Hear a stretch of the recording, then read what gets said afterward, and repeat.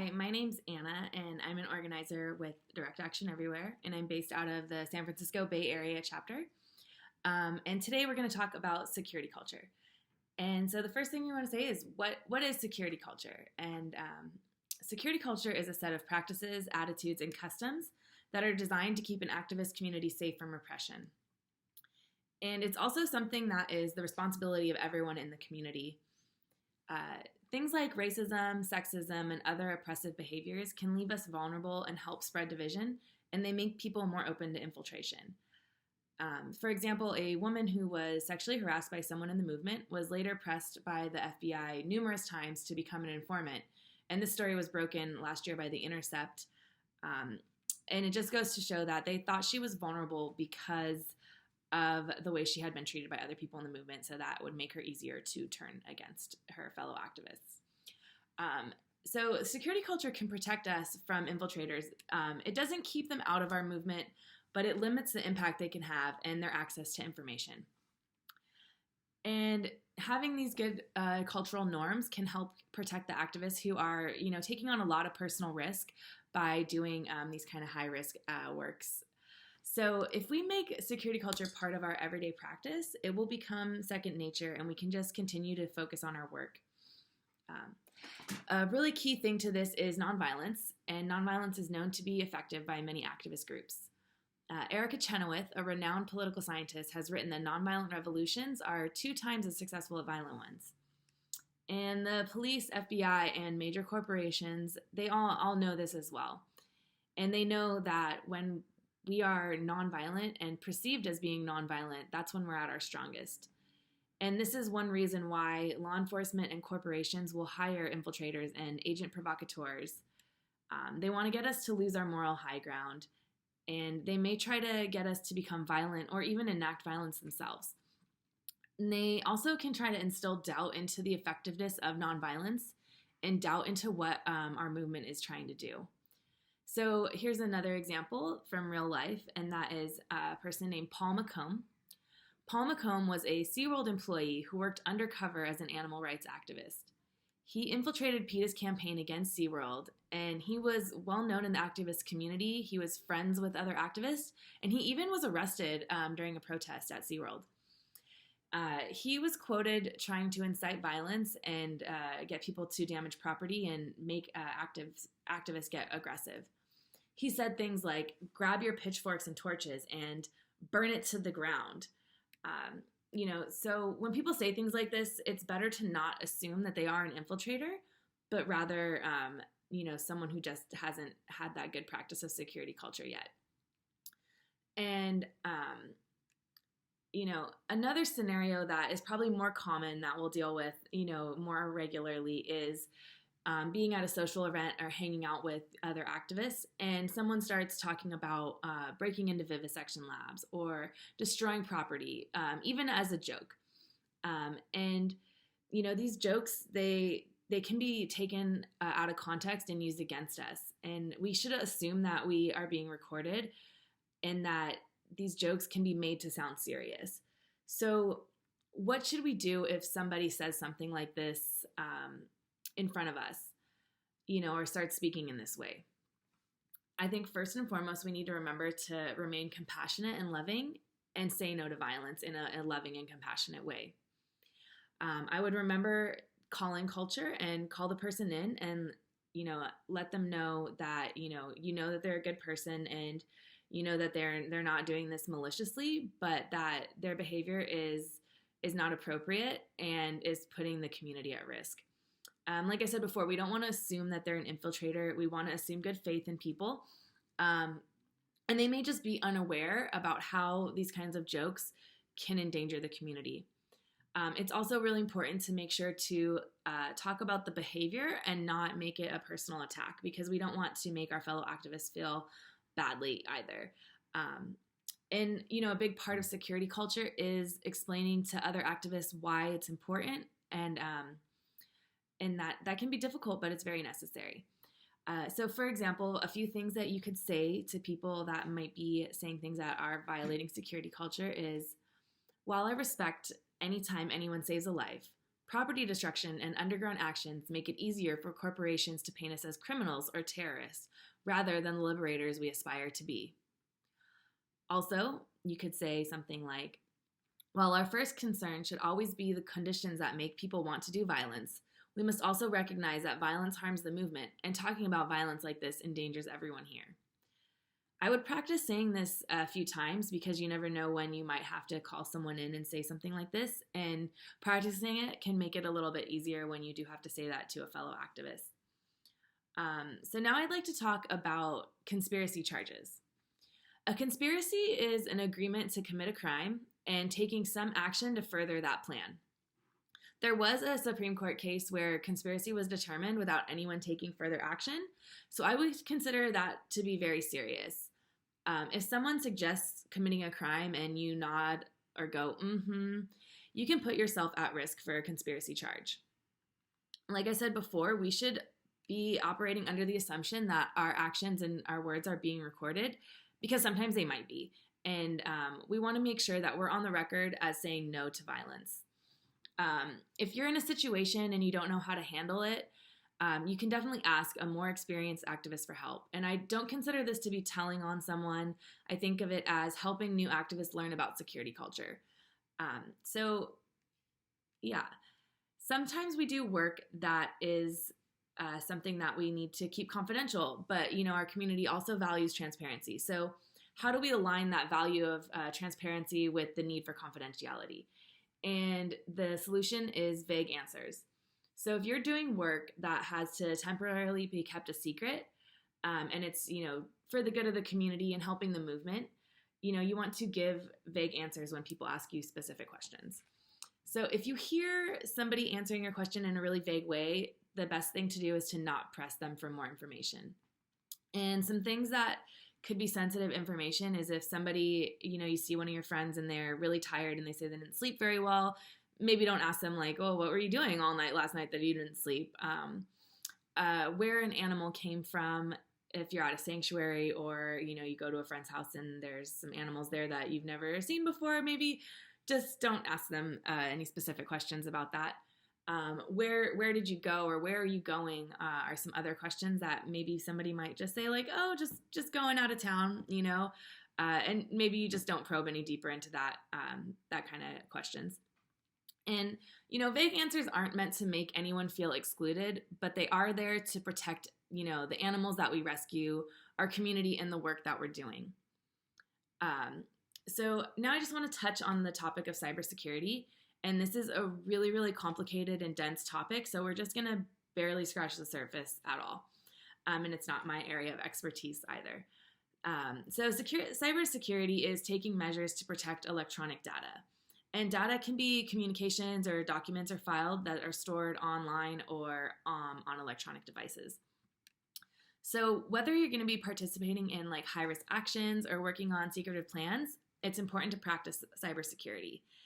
And why is that important? Well, it protects confidential information and it prevents law enforcement from knowing information we don't want them to have. And this is before, during, and after actions.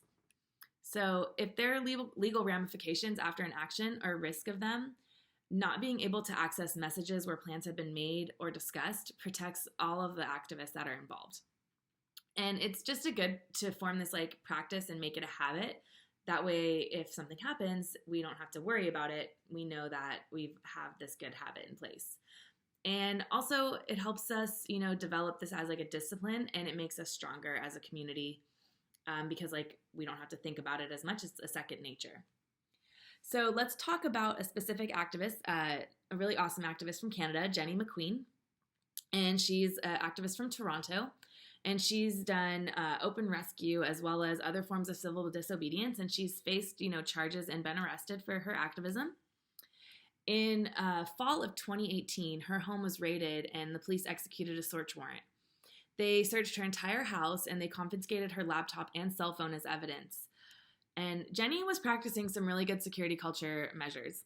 She kept sensitive notes written on paper rather than digitally, and then regularly destroyed information she no longer needed by either burning them or shredding them.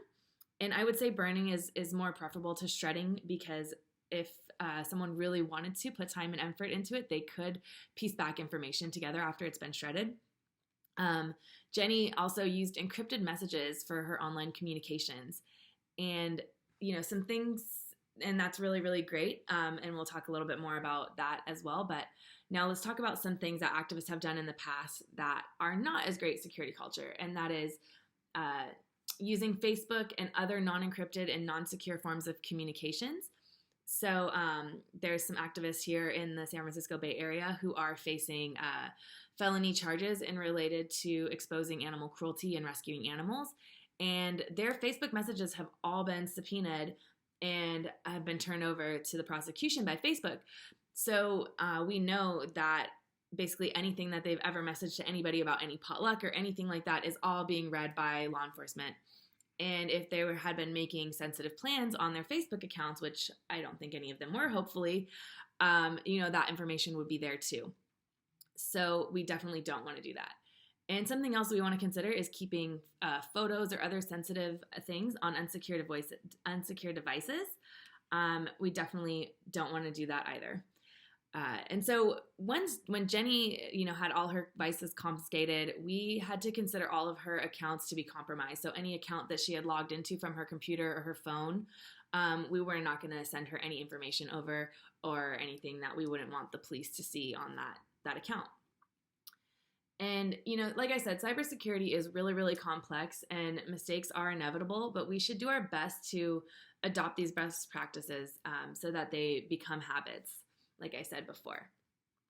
And now I'd like to talk about using our phones in a secure way, because sometimes you do have to send people messages that are a little more sensitive because not all the time face-to-face conversations can be had, which is obviously the most preferred way to have a sensitive conversation is face-to-face, and preferably without any devices like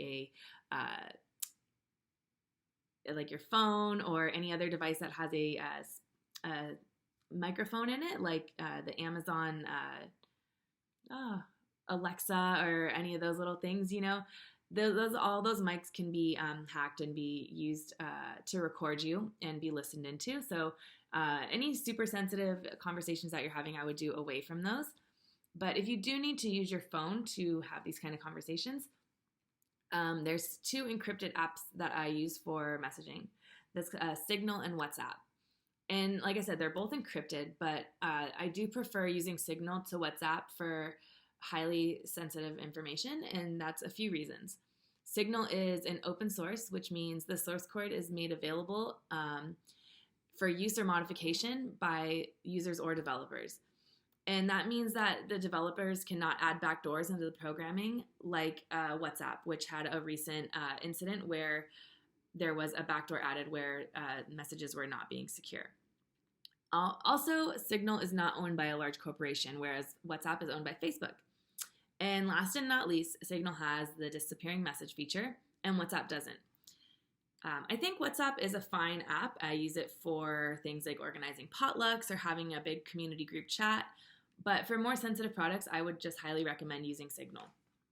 And when you're using Signal, you want to make sure to set up your conversation so that there's messages are disappearing. And so when you start a new conversation, you tap at the top the name of the person on the group or the group name. And on this next screen that shows up, it'll say disappearing messages. And you want to switch that to being on. And you can set the timer to, I think, like 1 hour, 6 hours, 1 day, or 1 week, or something like that.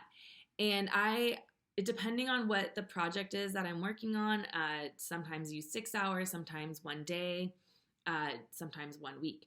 But so just make sure you turn that on and pick a time for it. And once you've turned on the disappearing messages, you'll see a little clock at the top of your conversation that shows you how soon your messages will disappear. And once you've done that, all of your conversations will just look like someone has set the disappearing messages to and what time the disappearing messages will disappear at, and nothing else, unless you've had a conversation with that person within that time frame. And, that's really important because, like I said, the app is encrypted, so no one can get your messages without that. But if somebody does get your phone or you get raided and your phone gets taken, then all your message on your phone will be deleted as well. So just some things to think about. But if you don't have Signal and WhatsApp, I would recommend downloading them. And if you do have them downloaded, I would definitely recommend you setting your disappearing messages to on and clearing out all your old conversations if you haven't had your disappearing messages on in the past. And now I just want you to take a second and think like, okay, the police, just came in your house and they took your phone right now. Is there anything on your phone that you wouldn't want them to see? Hopefully you said no and your phone is ready to be confiscated. Not that I want your phone to get confiscated, but if it's not, just keep that in mind in going forward, and maybe try to get into the practice of keeping yourself in a place where if your home was raided unexpectedly, like you wouldn't be too worried about it. This is what happened to Jenny. Her house got raided and she got woken up at 6 a.m. by dozens of officers coming into her home and searching through everything and taking her, her computer and her phone. So, yeah, just something to think about. So, just to kind of sum everything up, nonviolence is our best security culture. So having a strong culture of nonviolence will definitely keep us safe. There's a TED Talk that you can watch about the 5 Laws of Cybersecurity by Nick Espinoza, and I highly recommend that. I didn't really talk about much of that today, but it goes a little bit deeper into cybersecurity than I dove today. Limit, sharing your sensitive information electronically, but if you have to, make sure to use Signal or WhatsApp. Signal is preferred. And all these things are, ongoing practices that we can get better at, and we can learn and grow all the time. So thank you so much for watching, and I hope that this video can help keep you secure in all of your activism. Bye.